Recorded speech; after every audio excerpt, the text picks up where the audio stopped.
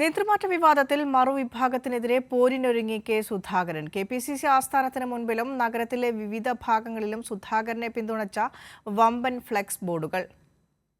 പരിഹസിച്ചും വാർത്തകൾ പ്രചരിപ്പിച്ചും തന്നെ പദവിയിൽ നിന്ന് ഇറക്കിവിടാൻ ഒരു വിഭാഗം നേതാക്കൾ ഗൂഢാലോചന നടത്തിയെന്നാണ് കെ സുധാകരന്റെ നിലപാട്. കേരളത്തിലെ ഒരു പ്രധാന നേതാവ് തന്നെ ഇതിന് ചരട് വലിച്ചു. ഈ നേതാവിന്റെ അടുപ്പക്കാർ മാധ്യമവാർത്തകൾ ബോധപൂർവം സൃഷ്ടിച്ചുവെന്നാണ് സുധാകരന്റെ കണ്ടെത്തൽ.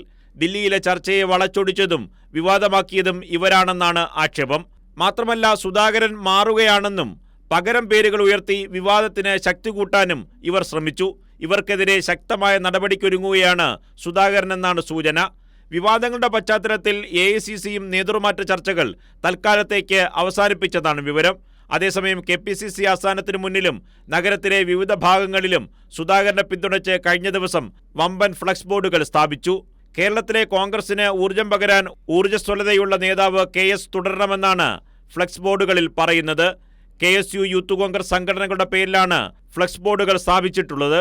അധ്യക്ഷമാറ്റ വിവാദത്തിൽ കെ സുധാകരന്റെ പരസ്യ പ്രസ്താവനയ്ക്കെതിരെ യൂത്ത് കോൺഗ്രസ് സംസ്ഥാന പ്രസിഡന്റ് രാഹുൽ മാങ്കൂട്ടത്തിൽ രംഗത്തെത്തിയിരുന്നു.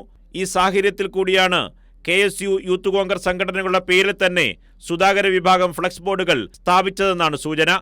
കൈരളി ന്യൂസ്, തിരുവനന്തപുരം.